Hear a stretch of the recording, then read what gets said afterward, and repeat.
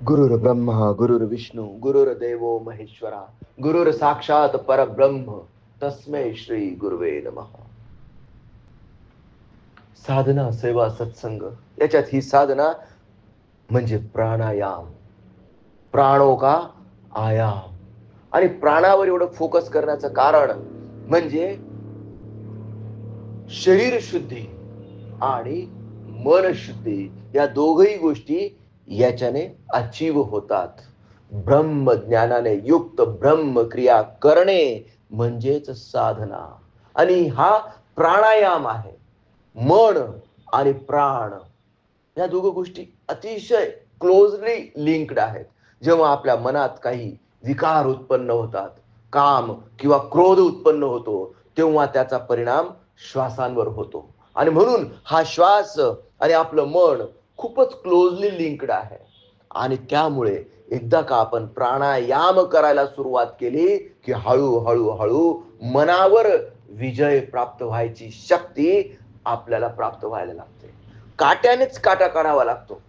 मनाला कंट्रोलमध्ये आणण्यासाठी मनावरच क्रिया करावी लागते. आणि मनावर ही श्वासाची क्रिया म्हणजेच आपली साधना.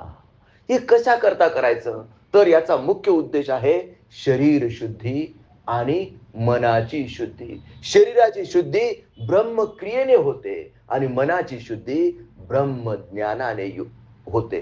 आणि जेव्हा आपण या दोघं गोष्टी करतो तेव्हा हळू हळू हळू हळू आपल्यामध्ये सकारात्मकता प्रकट व्हायला लागते. आणि या सकारात्मकतेचा अनुभव म्हणजे काम क्रोध मद मोह मत्सर ईर्ष्या द्वेष आळस आणि प्रमाद हे आपोआपच कमी व्हायला लागतात.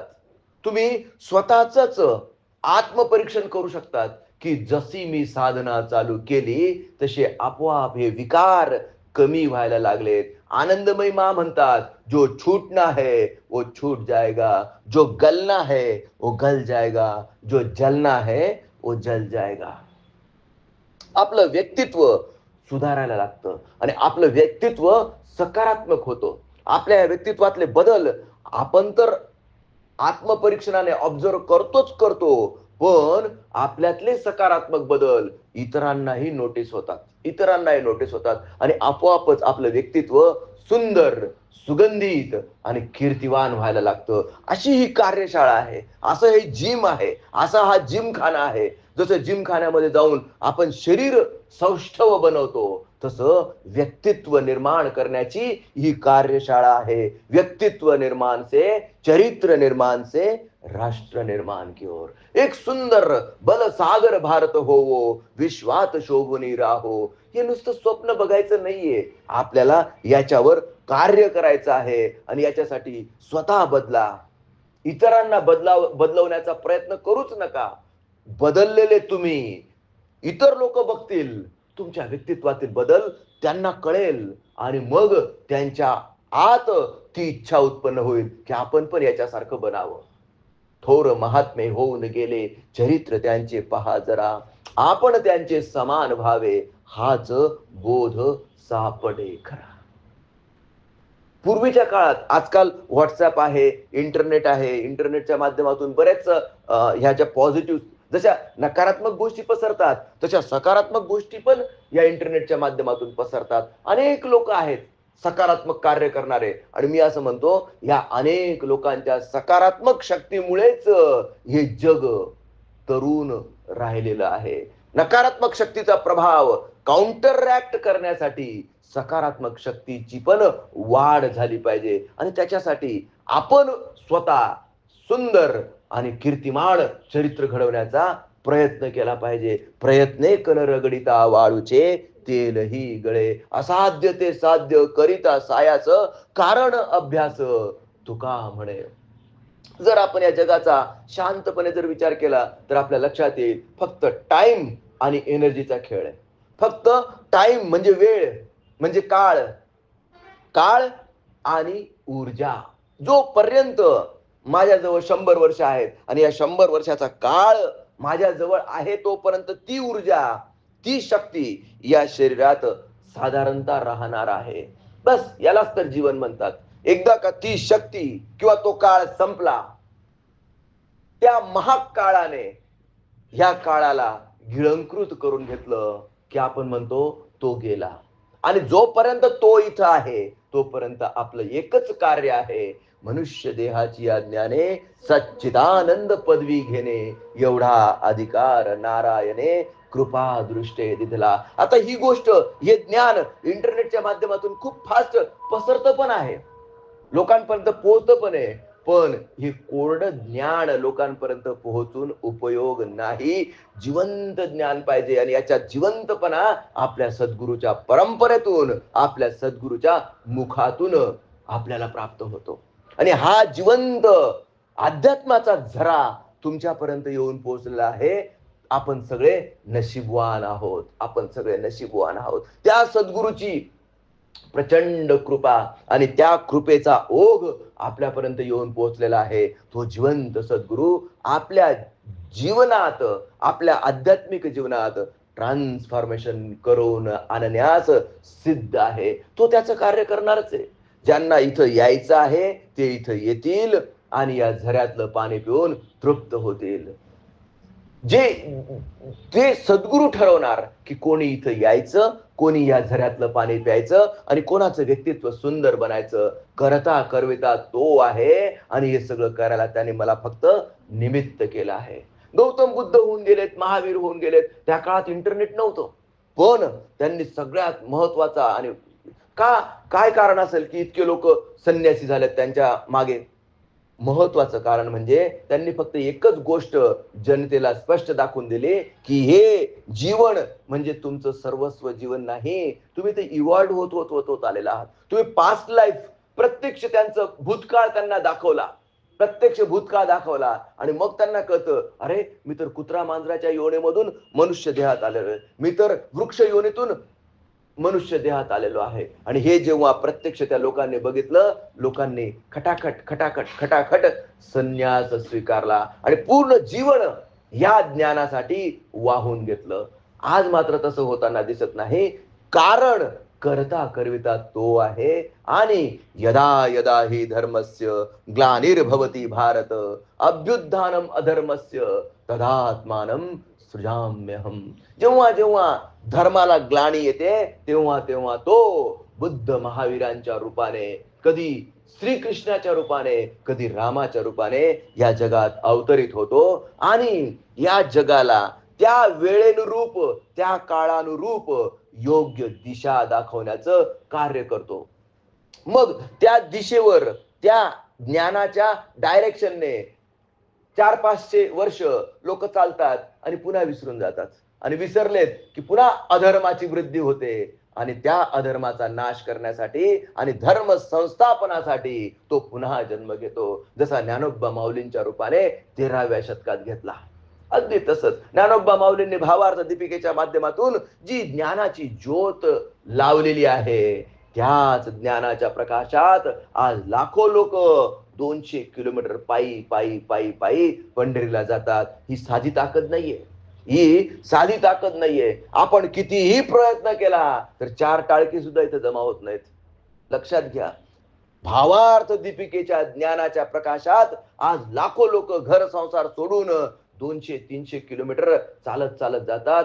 ही ताकद आहे त्या विधात्याची, ही शक्ती आहे त्या परमात्म्याची, आणि त्या शक्तीला आपण समर्पित होऊन दररोज ब्रह्मज्ञानाने युक्त ब्रह्मक्रिया केली पाहिजे. आपल्या हातात काय आहे?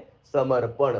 तन मन धन जो कुछ है सब तेरा. अखंड नामस्मरण, सद्गुरूने दिलेल्या वचनांवर विश्वास ठेवून सद्गुरूचं नामस्मरण अखंड सतत अभ्यास बनत बनत बंजाय, आणि आपण आपलं जीवन कृतार्थ करून घेतलं पाहिजे. जगाला तर वेळ लागलेलंच आहे.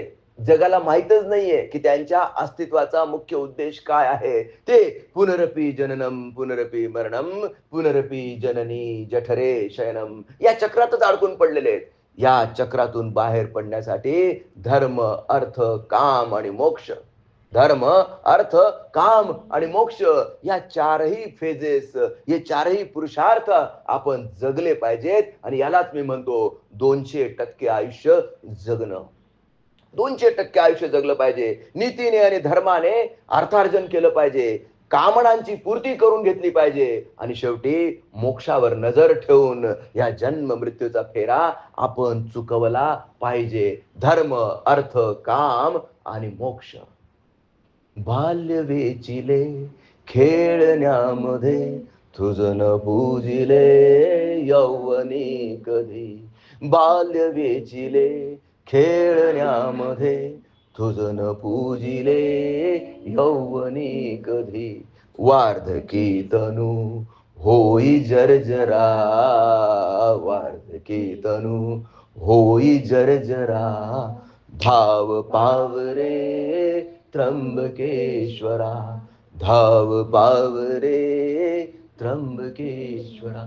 बालपणात आपण काय केलं पाहिजे? आपण बालपणात ब्रह्मचर्याश्रम सांगितलेला आहे. ब्रह्मचर्याश्रम म्हणजे नॉलेज, पॉवर, विजडम आणि स्किल जमा करणं. पण आपण बालपण कशात घालवतो? बाल्य वेचिले खेळण्यामध्ये, तुझ न पूजिले यौवनी कधी. यौवनात म्हणजे तरुणपणात गृहस्थाश्रम सांगितलेला आहे. म्हणजे जे नॉलेज, पॉवर आणि विजडम, स्किल तुम्ही जमा केलेलं आहे ब्रह्मचर्याश्रमात, ते गृहस्थाश्रमात अप्लाय करा. नॉलेज, पॉवर, विजडम आणि स्किल ते अप्लाय करा. ते अप्लाय करून नीतीने आणि धर्माने अर्थार्जन करा. किती? जेवढी आवश्यकता आहे तेवढी. आणि तुमच्या भौतिक गरजांची पूर्ती करून नंतर गृहस्थाश्रमानंतर वानप्रस्थाश्रम. वानप्रस्थाश्रम म्हणजे काय? की आपण या संसारातली आसक्ती हळूहळू हळूहळू कमी करायची. पहिले 25 वर्ष ब्रह्मचर्याश्रम, त्याच्या पुढचे 25 ते 50 गृहस्थाश्रम, 50 ते 75 वानप्रस्थाश्रम. आणि या वानप्रस्थाश्रमात आपण आपलं टार्गेट ठेवलं पाहिजे. हे निमित्ताचा धनी, निर्मिलाचे प्राणी, माझे माझे म्हणून तोही वाया गेला. ही बायको माझी, हे मुलं माझी, हे गाडी माझी, हा बंगला माझा, हे प्रॉपर्टी माझे. कितीही तुम्ही माझं माझं म्हटलं तरी बरोबर काहीही घेऊन जाता येत नाही. अगदी धीरूभाई अंबानींना ज्या ठिकाणी जाळण्यात आलं त्याच ठिकाणी मुंबईच्या एखाद्या भिकाऱ्याला पण जाळलं जातं. विषय लक्षात घ्या. शेवटी 3 चिमट्या राख, त्या फटीमधली 3 चिमट्या राख ती भिकाऱ्याची आहे की धीरूभाई अंबानीची आहे, काहीही कळत नाही. आणि म्हणून ही गोष्ट आपण समजून घेऊन आपल्या जीवनाचं मुख्य उद्दिष्ट काय आहे ते समजून घेतलं पाहिजे. The only purpose of man sojourn on this planet earth is to seek god. भगवंताच्या प्राप्तीसाठी प्रयत्न करणे या एकमेव उद्दिष्टाकरता तुमचं आमचं अस्तित्व आहे. आणि त्यासाठी सतत अभ्यास. तर ब्रह्मचर्याश्रम, गृहस्थाश्रम आणि वानप्रस्थाश्रम म्हणजे हळूहळू आसक्ती सुटली पाहिजे. आणि 75 नंतर आता उरलो फक्त उपकारापुरता संन्यास. संन्यास. आणि हे 4 आश्रम आपल्या सनातन संस्कृतीमध्ये सांगितलेले आहेत. आणि त्या पद्धतीने जो जगला तोच खरा जगला. शेवटी फक्त निधिध्यासन, सकाळी साधना, दिवसभर सेवा आणि रात्री झोपायच्या आधी सत्संग, हाच आपला चैतन्याचा मार्ग. साधना प्राणायामाची, सेवा चराचरात परमेश्वर, गण गण गणात बोते, सबका मालिक एक. अशी श्रद्धा आणि अशी सबुरी, अशी चिकाटी, ती परसिवरन्स आपण आपल्या अंगात, आपल्या व्यक्तित्वात बाणून एक एक पाऊल या संसारात जेव्हा जगतो तेव्हाच आपला संसार आपोआपच यशस्वी होतो. आपण आपलं व्यक्तित्व आपोआपच सुगंधित होतं. ही ताकद आहे या स्पिरिच्युअलिटीमध्ये, ही शक्ती आहे या अध्यात्म शास्त्रामध्ये. आणि हे शास्त्र आहे. This is science, this is science beyond science. फक्त याच्यासाठी पाहिजे समर्पण. तन मन धन जो कुछ है सब तेरा, तेरा तुझको अर्पण, क्या लागे है मेरा. हा भाव. आणि चराचरात परमेश्वर, कोणीही काळा नाही, कोणीही गोरा नाही. हेच ज्ञान, हेच ज्ञान मुक्ताबाईंनी आपल्याला, म्हणजे ज्ञानेश्वर महाराजांच्या आदिशक्ती मुक्ताबाई, त्यांनी हेच ज्ञान आपल्याला दिले. कसं?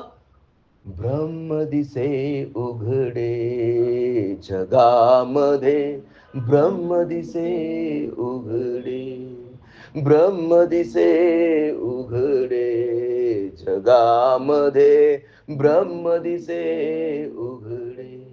एकच माती नाना भांडी, एकच माती नाना भांडी, रांजण आणि सुगडे जगामध्ये, ब्रह्म दिसे उघडे, ब्रह्म दिसे उघडे जगामध्ये, ब्रह्म दिसे उघडे.